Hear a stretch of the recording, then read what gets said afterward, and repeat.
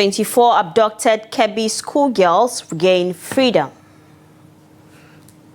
Bandits abduct women in Kano. Nigerians react to Tinubu's police recall directive. And on the foreign scene, Ugandan opposition says over 300 supporters detained in presidential campaign. Hello, good evening and welcome to News Hour on Trust TV. I am Dorcas Yakubuzala. We begin tonight with security matters. 24 students abducted from Government Girls Secondary School, Maga in Kebbi State, have regained their freedom. Security sources confirmed the rescue to the cable on Tuesday, though details of the operation remain unclear. In the meantime, the Special Advisor to President Bola Tinubu on Information and Strategy, Bayo Nanuga, also confirmed the girls' release in a statement. President Tinubu welcomed the development and commended security agencies for their efforts. He urged them to intensify operations to ensure that other abducted students still in captivity are rescued safely. Okay, Bismillah. My name is Zainab Polo from SS3A. Okay, student of? GGCS Ismail. Okay, number 1, Kenanko? Yes. You? Fatima Sanism from SS2A. From GGCS Ismail. Okay, number? Number what? 3. Mariam Usman. Okay. JSS3A. Okay, you? Okay. In the meantime, the Kebbi State Governor, Nasser Idris, has briefed journalists on the rescue of 24 students abducted from Government Girls Secondary School, Maga. Speaking on Tuesday, the governor confirmed that all the girls are now safe and thanked security agencies for their swift and coordinated response.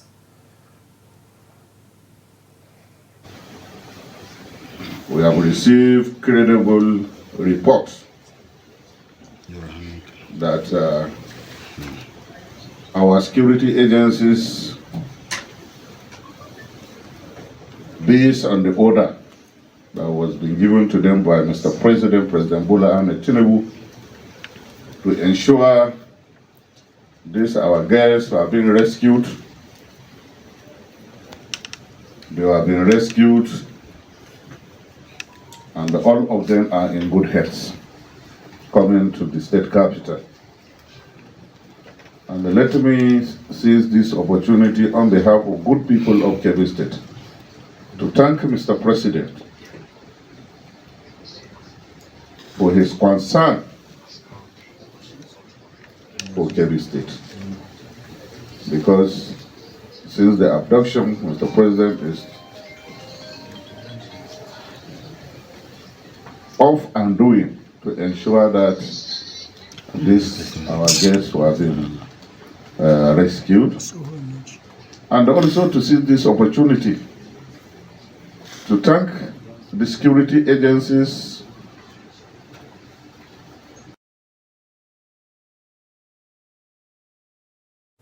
Now joining us via Zoom to give more insight on the rescued schoolgirls is National Chairman, Grassroots Advocacy for Peace and Good Governance, Comrade Usman Muhammad Aneche. Good evening and thank you for joining us on the News Hour. Good evening. Okay, now what's the reaction on the ground? We've seen that the girls have regained, their freedom. Where are the girls being taken to? The girls right now, with the security agencies, they will be taken to the hospital to see them. Although all of them are healthy, they are all in good condition, and there was not any problem whatsoever. And all of them were rescued safely. Okay, so what is the reaction on ground? What are people saying? The reaction on ground is that this is one of the happiest days in the history of Nigeria. This is one of the memorable days that cannot go down, cannot be forgotten by people of Kebbi State and the people of Nigeria. Especially people are thankful to God here for giving them the leaders that know their concern, the leaders that can stand for them anywhere. People are thankful to the President of the Federal Republic of Nigeria, President Aswaji Bola Ahmed Tinubu, for standing firm and even cancelling his G20 trip to South Africa, dispatching the Minister of Defense to KB for the rescue operation. And the people are thankful to the best governor they have ever, who is, since the opening of this issue, he is up and doing, receiving delegates, coordinating the issues, and thankful to our security agencies who give their own today for our own tomorrow. So, and the malams, the ulama that pray for the successful operation and the successful rescue of these abducted children. All right. So people are happy. People are very thankful to their leaders. People are thankful to Almighty Allah. And we are very, very happy. And we want people to cooperate with their leaders. These are the leaders that we want. These are the type of leaders we want. And we are able to get them. So we are happy. We are very happy. People at here are very happy on this I believe every Nigerian, I mean, the world is also excited that these girls have regained their freedom. But again, we would like to know, how volatile is Kebbi to these attacks happening again? You see, that is the issue. Because Kebbi is not a volatile state. It's not a state that has its own banditry issues or banditry camps. What's happening in Kebbi State is infiltration, either from the Benin border, Niger border, or Niger border, Sokoto or Zamfara. So it is the infiltration that we are having. We don't have our own actual epicenter of any criminality here in Kebbi State. So all the bandits that are coming to Kebbi State are infiltrating from the other side. So that is why, because of the calmness of the area, they use Kebbi as a soft target, because we don't have any of such security breaches here. Everybody is doing his business. We are a very, very peaceful state, one of the most peaceful in the country. So these bandits take the advantage of being us the peaceful state, and where everybody can trust each other. So they infiltrated this criminality because of our own peaceful coexistence here. In Kebbi, we don't have any problem. All right. Thank you very much, Comrade Usman Muhammad, for joining us and for giving us your insights. Thank you very much. Thank you. Moving on, armed bandits on Monday night abducted at least 8 persons in a village located in Tsanyawa local government area of Kano State. Confirming the incident to Daily Trust, a reliable source who craved anonymity said the assailants raided the village between 11 p.m. and midnight. A relative of some of the victims, Kabiru Usman, said the attackers struck and took the victims from neighboring Tsundu village. He further disclosed that community members tried to repel the attack but were quickly overwhelmed. He added that residents had alerted the police and military after receiving prior warnings that the bandits were heading toward the villages. Usman called on the government to ensure the safe return of the kidnapped residents. Kano State Police Public Relations Officer SP Abdullahi Kiawa was yet to respond to inquiries at the time of filing this report.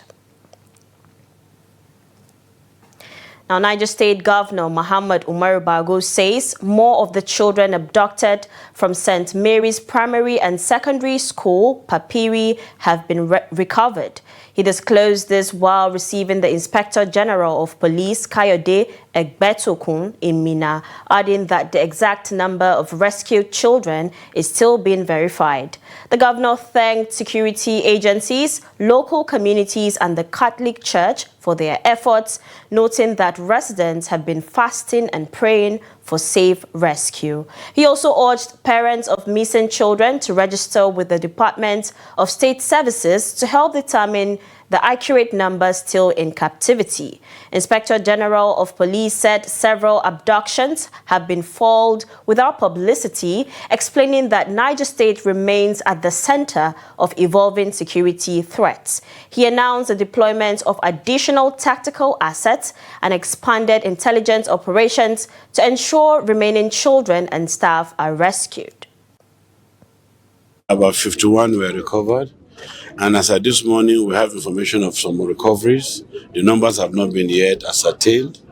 Once they are ascertained, we'll make it very public. We just want to thank members of the security agencies, the police, the DSS, and the army for the concerted effort they've been doing so far in this recovery. Even the local communities, they have really, really assisted, in this recovery. Even the church itself, the Catholic Church has been doing wonderfully very well in this recovery.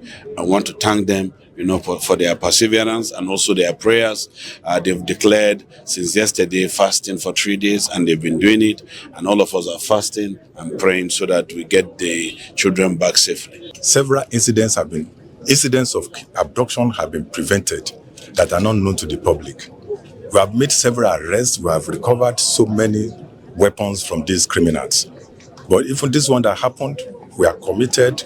We are going to fight it until peace is restored to our vulnerable communities. Still talking security, bandits have struck the Isapa community of Ekiti local government area of Kwara State, abducting 11 residents. The gunmen, numbering more than 20, stormed the community with a large herd of cattle on Monday, firing shots indiscriminately. An elderly woman was reportedly hit by a stray bullet during the incident. A community leader who confirmed the incident under anonymity said 11 people were abducted, with 7 victims belonging to the same family. The kidnapped victims include a pregnant woman, 2 nursing mothers, and several young children. Eyewitness accounts said the attackers moved through parts of the town, leaving bullet holes in walls and doors. The closure of schools in some states over rising security concerns has continued to draw reactions from residents of Ningi local government area in Bauchi State. The action has brought all school activities to a halt just as students were preparing for first-term examinations. Trust TV's Adamu Imam now reports. Following recent abductions of school girls in Kebbi and Niger State and the killing of police officers in Bauchi by armed bandits, authorities have ordered the closure of learning institutions. Many residents of Bauchi welcome the move, describing it as timely and necessary for the safety of students. Honestly, the authorities have done what is expected by taking prompt action to close schools as a precaution. We are not against that. Recently, armed bandits even killed police officers in an ambush. So closing schools is the right decision until the security situation in the country stabilizes. Until we have a safe and conducive environment, our children cannot go to school for learning. What the government did is okay with us. The security challenges from one place to another is unfortunate. Something could happen at any time, so this is a good decision. Our children can continue their education later, while we keep praying for the country. We are not happy about school being closed, but at the same time, it is important to protect our education. Honestly, we need better security in our schools. We hope that as citizens, we hope that the government will be up and doing with a view to resolving the situation, coming up with solution to the insecurity that necessitated the closure of the schools. Closing schools is about putting proper measures on ground in order to curtail the insecurity, not just closing schools. So our calls for the government is the government should see the need and doing everything humanly possible in order to come into the head of not just Nigerian students but the Nigerian citizens as a whole. We are fed up with this issue of insecurity. In response to the growing insecurity, the federal government has announced plans to recruit a large number of police and paramilitary personnel. This initiative, in collaboration with state governments, aims to curb the rising tide of insecurity affecting the nation. Adam Imam, Trust TV News, Bauchi. Now, police in Katsina are probing a suspected murder in Jibia town, the headquarters of Jibia local government area. The incident happened on Sunday. A newly married woman, Zainab Muhammad, is accused of killing her husband, a local businessman, Abubakar Dangaske. Trust TV's Abdullahi Yamadi visited the community and now reports. Jibia had only started settling after years of bandit attacks. Residents were easing into a fragile calm. Then another tragedy broke that sense of relief. Sundays are usually busy here. The border market draws traders from Nigeria and Niger Republic. But on Sunday, 23rd November 2025, the town was shaken by the news that businessman Abubakar Dangaske had been killed.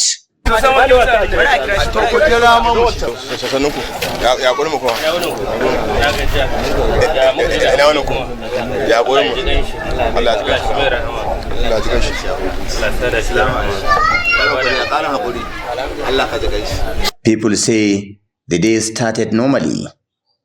Then word spread that Abubakar's body had been found with a deep cut on his neck. Fear gripped the area. Markets closed early. Residents gathered in confusion. Zainab Muhammad had married Abubakar just 3 days earlier. Their story, according to neighbors, goes back years. They were in a relationship before Zainab married another man last year. She later left that marriage and reconnected with Abubakar. The two eventually married last Thursday. What happened afterwards remains unclear. Some residents suggest Zainab may have been influenced by a spiritual condition.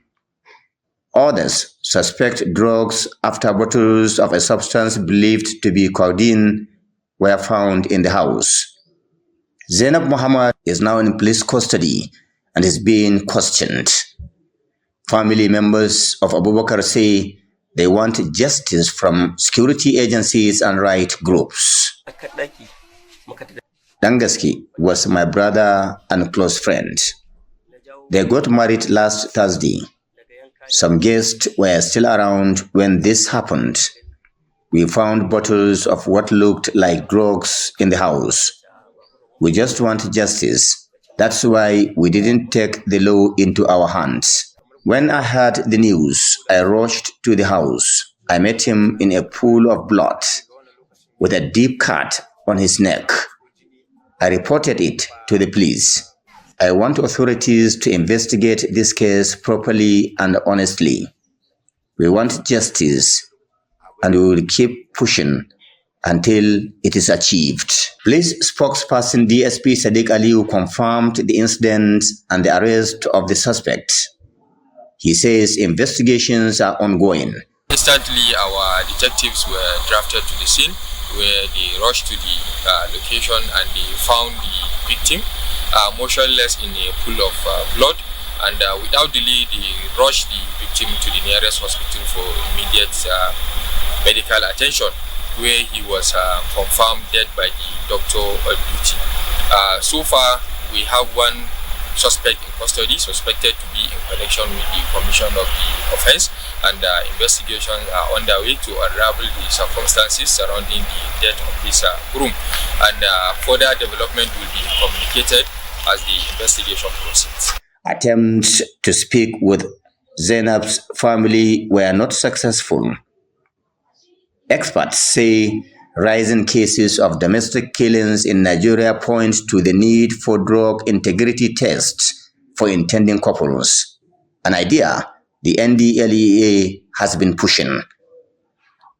Abdullahi Yamadi, Trust Television News, Katsina. Nigeria's security challenges have drawn international condemnation, with American President Donald Trump designating the country as a country of particular concern. The comment has sparked debate locally and internationally over whether U.S. military intervention is necessary to help address the situation. In this report, our correspondent samples public opinion in Makurdi on the development. His report.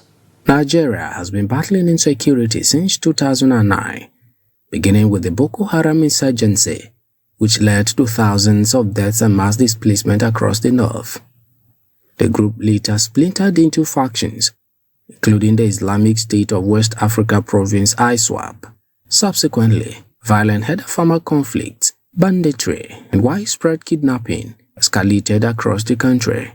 Major concerns have emerged, particularly in the northeast, northwest, and the middle belt, as the security situation appears to overwhelm authorities. Terrorist attacks, kidnappings, and communal violence continue to plague several communities. Intelligence sources allege that nearly 80% of Nigeria's military personnel are currently engaged in internal security operations. The government, on its part, struggles to tackle the root causes of insecurity, poverty, inequality, and weak governance structures. This has generated divided opinions. If they are killing not just Christians, well, who are they? These are the questions we should be asking. You understand? Who are those people and what do they want? Why is it that our people in the farms, they can't go to farms again? Why are the people occupying our farms now? The cows. Who owns those cows? You understand? Have you ever heard where a Christian community went to kill a Muslim community? You will not hear that. So, for me, it's a concern to everybody, every nation. It should be a concern to even the Muslim community, because I know it's a concern to them. So it's not just about Trump saying it. It should have been a concern to even our leaders. This is an appointed time God wants to answer the prayer of the masses. We have been praying over years. So to me, it's something not bad about it. We are looking for somebody come and rescue us. Not me, I don't think that see something about it. Proponents believe foreign assistance could boost Nigeria's response by providing training, intelligence sharing, and advanced equipment, while also supporting economic development. This is not the right decisions for Nigerians because Americans have never helped any country so far. What they are doing right now, what they want to do is to bring us back to slavery, where they will take over Nigerians and have power. So I don't think that is a wise decision for Nigerians right now. What he said, I'm not really in support of it. If he wants to help, Nigeria, and then he's giving a condition that if Nigeria does not allow him to send his soldier, he will stop the aid from coming to the country. That sounds like a threat though. So I did not find that hiding. Opponents argue that foreign military involvement could create dependency and undermine Nigeria's sovereignty. Many, however, insist that Nigeria's security challenges require a comprehensive homegrown approach, one that addresses underlying grievances, strengthens national institutions, and expands economic opportunities. While residents express mixed reactions to the worsening insecurity, one thing remains clear: an urgent, coordinated solution is needed. Many lives have already been lost, and many more may be at risk if decisive action is not taken. Nigeria's insecurity keeps rising, yet the country still runs with a weak police personnel base. Out of a population of more than 200 million, fewer than 400,000 officers are in service. Still, many VIPs enjoy police protection. On Sunday, President Tinubu ordered the withdrawal of officers attached to VIPs. In this report, Trust TV's Ibrahim Ismail looks at what the order means for public safety. Take a look. Nigeria's population is now estimated at around 237.5 million, according to UNFPA data. Security experts say that to meet a reasonable standard, the country would need about 527,800 police officers, based on a global policing benchmark of 1 officer per 400 150 people. With the alarming rise in school abductions, President Bola Tinubu has ordered the Inspector General of Police to redeploy personnel who are currently protecting VIPs so they can support general public security instead. This move isn't entirely new. Past governments have floated the same idea, calling for cuts to VIP protection so more officers can be used for broader public safety. You marvel looking at the kind of police officers that you have in their convoy. It should be reduced, right? All citizens of this country also need security. If the security is not supposed to be meant for VIPs alone. Back in 2018, former Police Service Commission Chairman Mike Okiro said 150,000 officers were guarding VIPs and other unauthorized individuals. A special report by The Guardian estimates that the country spends about 131 billion naira yearly on VIP protection. Thus, roughly 10.9% of the 2025 police budget of 1.2 trillion naira. Despite that spending, the police still maintain a dedicated VIP protection unit. The question now is simple. Can this new directive work? We ask some Abuja residents. When people talking about police salary, I do feel somehow. The reason that I do feel somehow, police are collecting, I think I can call it a 3 salary. When they are collecting from VIP, government are paying, they still have other allowance. So I don't know whether they are dodging to protect everybody. I think we are made equal. This one is just a talk. He has talk. They say talk is very cheap. He has talk. We are seeing it. Let's watch and see whether it will come to pass. Because of all what they are doing, you are doing some things that you know that tomorrow the thing will hurt you. And that makes them to carry policemen 5, 10, 15. If you are good, who are you fearing? You don't have to fear any human being. Appearing on Trust TV's flagship current affairs program, retired Assistant Inspector General of Police Wilson Inalegu weighed in on the withdrawal order. So when the president gives directive, the police cannot disobey. That is number one. But you cannot discountenance the fact that there will be pushback. And this is not going to come from the police. It's going to come from the political class. It's going to come from the business class. Because it's going to come even from the judiciary. I don't know if the judges, Supreme Court justices and all that, that handle delicate cases. So there will be pushback. On Tuesday, the Police Special Protection Unit ordered all officers attached to VIPs to return to base in line with the President's directive. But security experts argue the move alone won't fix the deeper gaps. So what are we saying? We have a lot of communities in Nigeria that don't have security presence. Most of these crimes that happen, they happen in our rural communities where there is no security presence. You go to some of these communities, you even see police. So if you ask me that how many do we need now, I think we need about 1 million police officers. 1 million. That's what we need. This is not the first time the government tried to prune VIP protection. With this new order, the spotlight is now on the police to show results. Ibrahim Ismail, Trust TV News, Abuja. In other news, residents of Delta State continue to lament the impact of the ongoing national doctors' strike, now entering its 3rd week and leaving many patients and their families in distress. The prolonged industrial action has disrupted medical services across the country.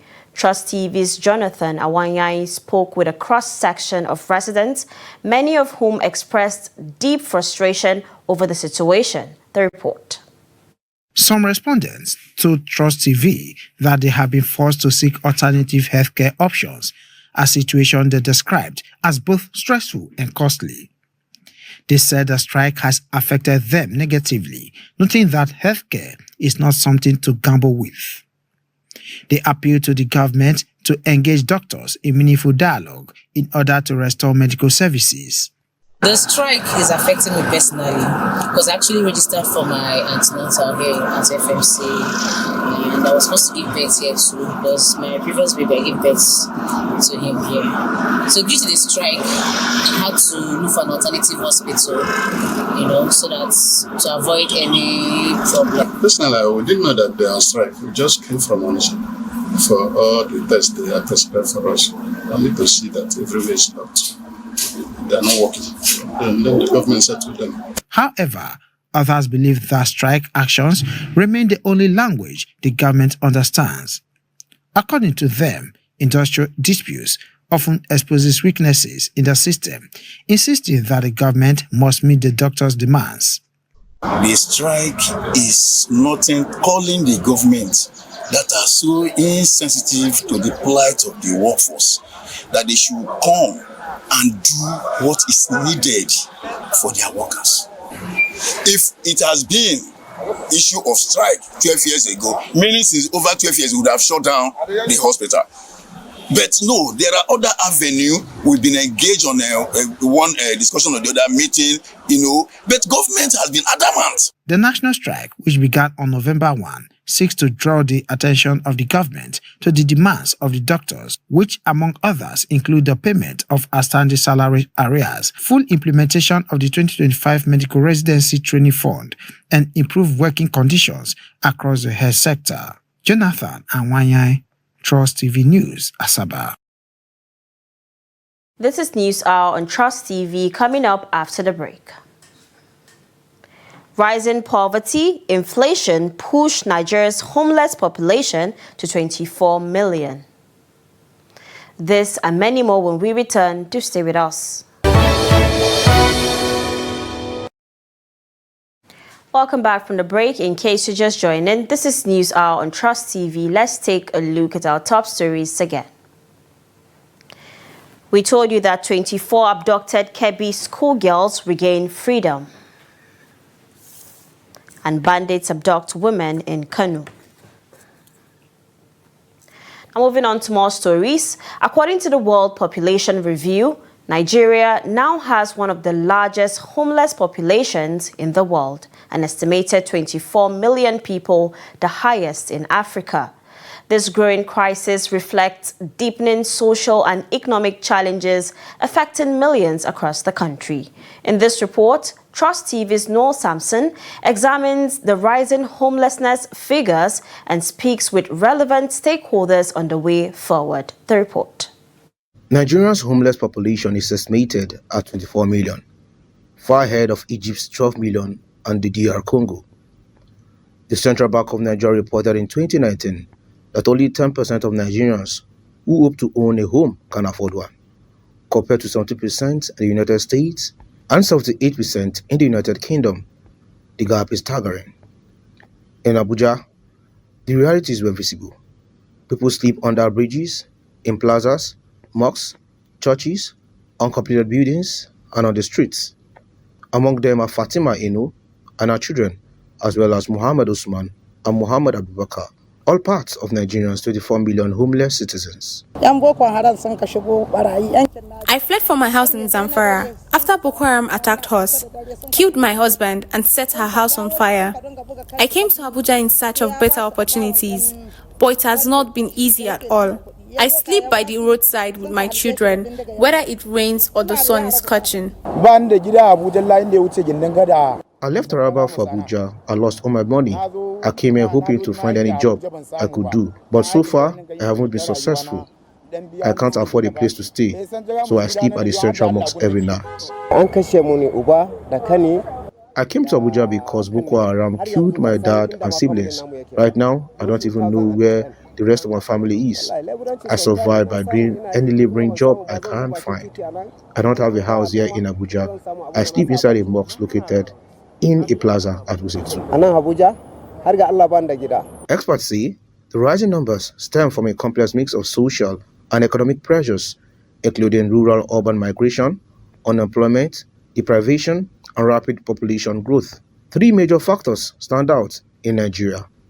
First, is population growth, currently at 2.6%, one of the fastest globally. This has intensified migration into cities where housing is already inadequate.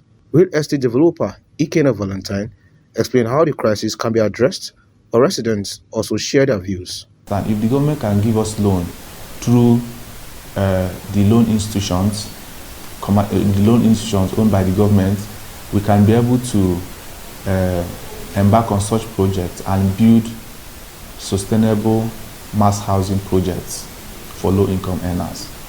That is number one. Number two, if the cost of building materials can at least come down a little bit, it will contribute massively in reducing the cost of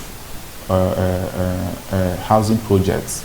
If they crash the rising cost of foodstuff, people will be able to save money. And once they save money, what they will now look into is how to use it to develop a home where they are going to live. Distribution of amenities, social amenity in the towns, in the local areas.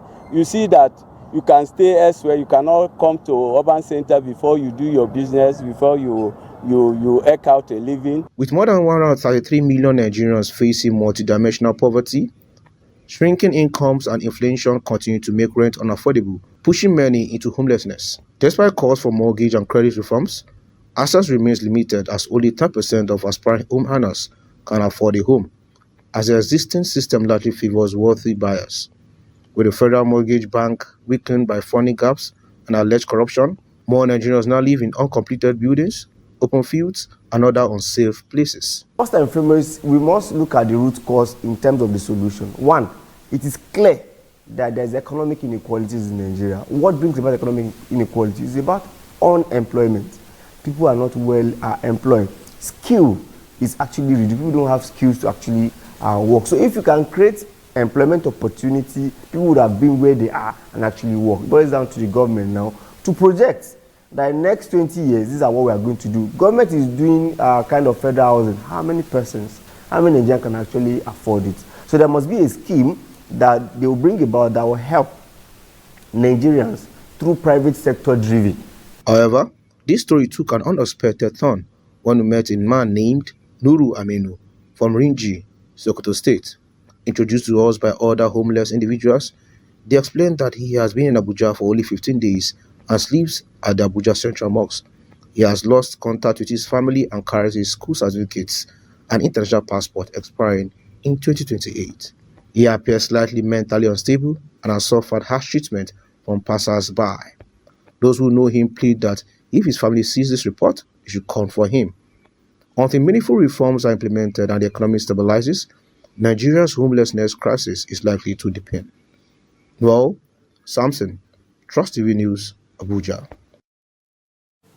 A Delta State Police Command has arrested a woman identified as Tracy Wilson for allegedly sexually abusing her 3-year-old daughter. The police public relations officer, SP Bright Edafe, disclosed the development in a video shared by the command on Tuesday. According to him, the matter was reported by the child's father, who is not married to the suspect.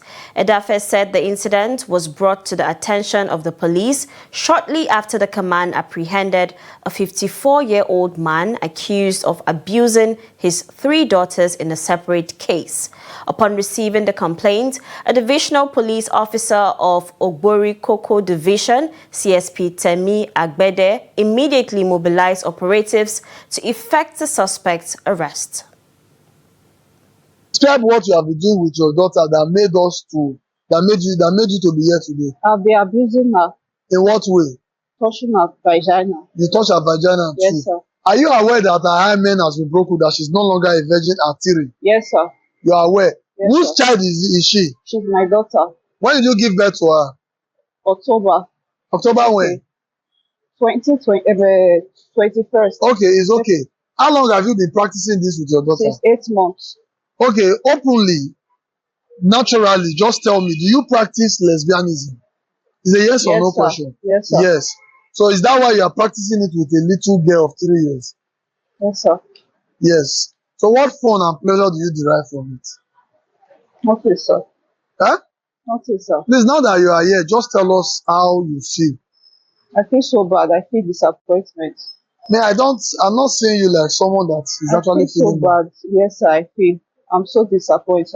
I'm not supposed to be a mother. You are aware that Atiri is no longer a virgin. Yes, sir. Have you been informed that she tested positive to sexually transmitted disease? Yes, sir. The Lagos State Police Command has announced major security breakthroughs following a series of coordinated operations across the state. The Commissioner of Police, Jimoh Olohundare, who disclosed this to newsmen, also revealed that 56 suspects were arrested for various offenses. The report. At a press briefing in Lagos, Commissioner Olohundare said the command recovered 10 stolen vehicles and one motorcycle linked to cases of fraudulent conversion, smuggling, and theft. He added that officers also arrested suspects involved in armed robbery, conspiracy, kidnapping, assault, and issuing threats to life. During multiple operations carried out in November, police recovered 6 firearms, including locally made pistols, cut-to-size guns, and a single-barrel cut-to-size gun. Other weapons seized include a machete, a battle axe, and an assault dagger.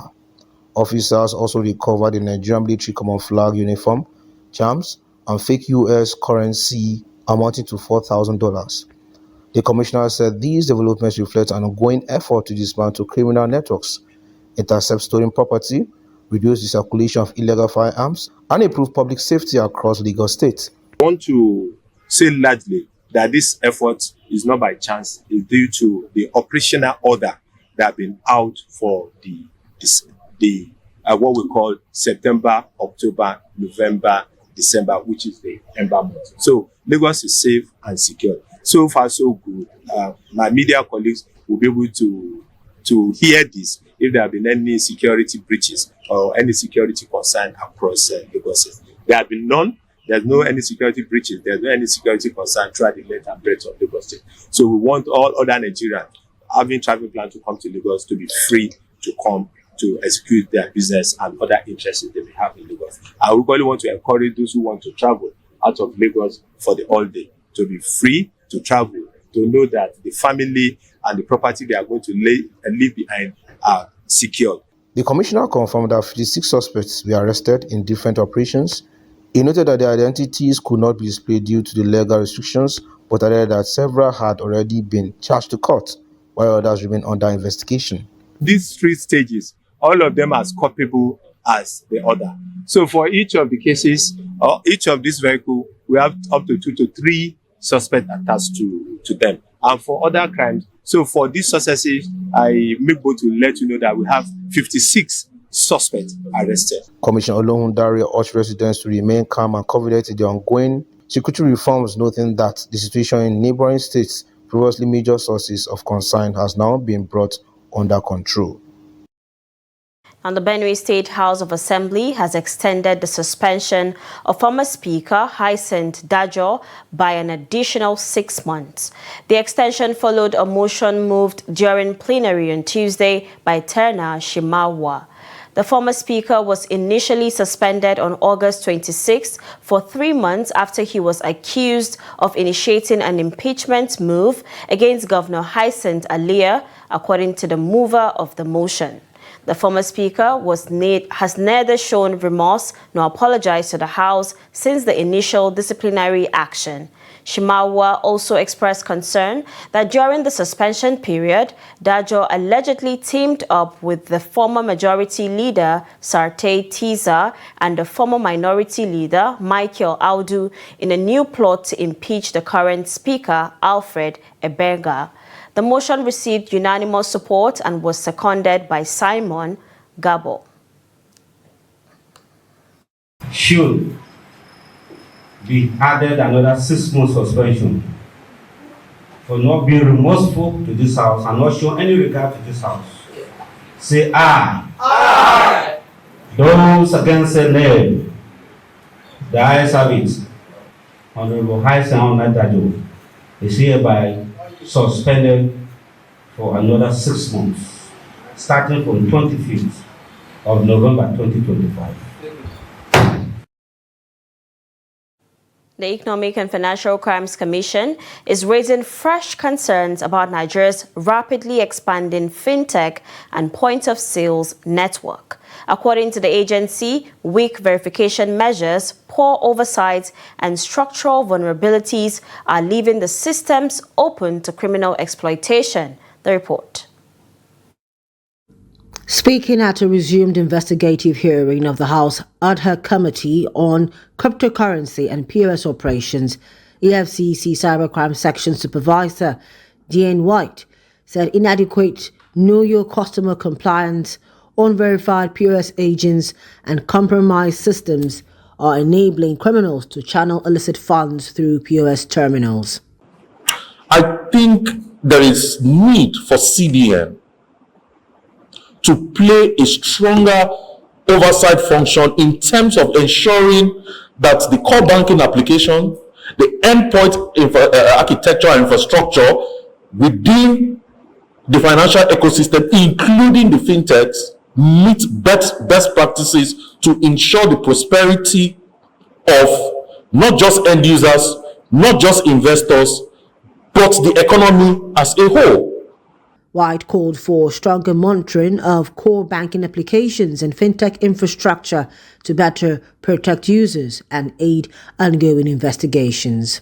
The national president of the Association of Digital Payment and POS Operators of Nigeria, Paul Okafor, revealed that fraud losses across digital channels have surged, jumping from 17.67 billion naira in 2023 to more than 52 billion naira in 2024. He said POS platforms now account for over a quarter of all reported fraud cases and warned that unregulated operators pose a national security risk. So these databases are existing with Nigerian police and other security agencies. We are proposing, Mr. Chairman, that anybody who wants to come into this space must first of all get that clearance. And the clearance can be done in such a way that with using their phone or using their POS terminal, they can online apply for it. All that is just needed to be done is for a background check to be done using their BVN, their NIN, and other information they will provide, and then a feedback will be given to them. But OPA's Chief Operating Officer, Dr. Adekunle, argued that banks, not fintech firms, are often the weak link in the financial system. He added that enhanced anti-fraud tools are reducing fintech's exposure to illicit transactions. The trend in the industry has been that it has been the banks, unfortunately, that have been having system glitches in the last 3 years. If you check the statistics, you'll find that it's either this bank today or that bank tomorrow. The challenge that the fintechs had was that when those funds were then stolen from the banks, some of the fintechs were the conduits where the monies moved to, and they were moved out through POSs. And that's what led to the directive by the CBN about a year and a half ago that stopped fintechs from opening accounts until KYC issues were properly addressed. Earlier, the chairman of the committee, Olufemi Bamishile, said regulatory gaps, offshore data storage, and unlicensed crypto services continue to threaten Nigeria's digital economy. He assured that the committee will propose new laws to strengthen oversight and safeguard consumers. Another critical issue is the storage of customer data outside Nigeria's territorial jurisdiction. Several major fintech companies operating here keep the sensitive data in foreign servers, limiting the ability of Nigerian regulators and security agencies to conduct real-time audits, trace transactions, or enforce orders. The committee is expected to submit its recommendations in the coming weeks. The Nigerian Senate on Tuesday adjourned plenary session following the passing of one of its members, Senator Okechukwu Ezeia, who represented Enugu North Senatorial District. The sitting began with routine proceedings, including the approval of the votes and proceedings from the previous session. New committee appointments were also announced, with Senator Austin Akobundu named Vice Chairman of the Senate Committee on the FCT, and Senator Osita Ungu assigned to the Committee on Air Force. The report. But the mood shifted when Senate leader Opeyemi Bamidele announced the sad news of Senator Ezea's demise. He described this as a painful loss to the Red Chamber and moved a motion to adjourn the plenary as a mark of respect. Mr. President, consistent with our tradition as well as our parliamentary customs and conventions, I will be moving that we suspend all further legislative activities for the day. Following the motion, the President of the Senate, Godswill Akpabio, led the chamber in observing a minute of silence. He also ordered arrangements for a condolence visit to the late senator's family. Just two announcements from the chair. We will proceed outside. We have buses waiting now. We'll go straight to the family to commiserate with the wife and the children and the other siblings. The Senate has adjourned until the next legislative day and will hold a valedictory session in tribute to Senator Ezeas. Now in business, the Monetary Policy Committee of the Central Bank of Nigeria, CBN, has retained the country's monetary policy rate at 27%. A CBN Governor Olayemi Cardoso announced this at a press conference during the committee's 303rd meeting in Abuja.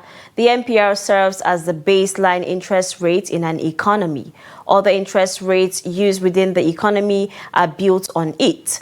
The Monetary Policy Committee also committed to maintaining a tight monetary stance. The MPC pegged the cash reserve ratio at 45% for commercial banks, 16% for merchant banks, and 75% on non-TSA public sector deposits. It also maintained the liquidity ratio at 30%, adjusting the standing facilities corridor to plus 50 and minus 450 basis points around the MPR. According to the committee, the decisions reflect its focus on achieving low and stable inflation as it welcomed the continued deceleration in headline inflation, driven by sustained monetary tightening, stable exchange rate, and PMS price stability. Away from Nigeria, security forces in Uganda have detained more than 300 supporters and officials from the party of opposition presidential candidate Bobi Wine since campaigning for a January election kicked off last month. His party spokesperson said on Tuesday, pop star turned politician Wine, whose real name is Robert Kyagulanyi, is challenging 81-year-old President Yoweri Museveni for the second time after coming second in the last election in 2021. Now Africa's fourth longest ruling leader, Museveni's government has changed the constitution twice to remove age and term limits, allowing him to remain in office since 1986. The arrests included scores detained this week in the capital, Kampala, where Wine began campaigning on Monday. Joel Senyoyi, spokesperson for Wine's party, National Unity Platform, told Reuters. The majority of those detained are ordinary supporters, but also include campaign coordinators, Wine's aides, and other officials, he said. At a rally in Kampala's Kawempe area on Monday, security forces used tear gas and water cannons to disperse a crowd of Wine supporters, video aired by local broadcaster NTV showed. It's now time for sports updates with Kabir Lawal.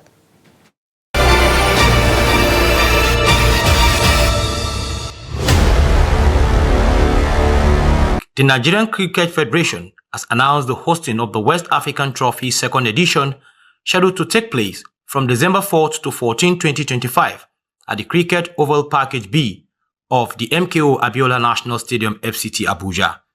This year's edition promises an electrifying display of skill, grit, and regional cricket excellence of Nigerian host Rwanda, Sierra Leone, and Zambia in what is said to be one of the most competitive gatherings of cricketry nations in the sub-region.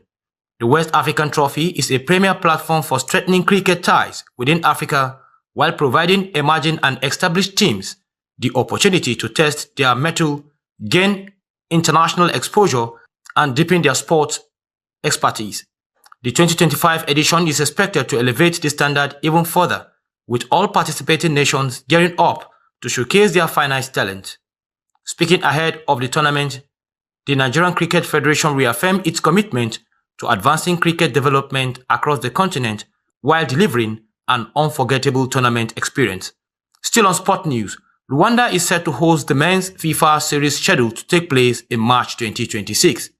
The prestigious football event will be staged at the newly renovated Amahoro Stadium in Kigali, marking another major milestone for the East African nation as it continues to position itself as a growing sports destination on the continent. The FIFA series is a set of friendly international matches facilitated by football's world governing body to enable national teams play opponents from other continents, an opportunity that has historically been limited for many associations due to travel and financial constraints. That's Sport News. I am Kabir Lawal.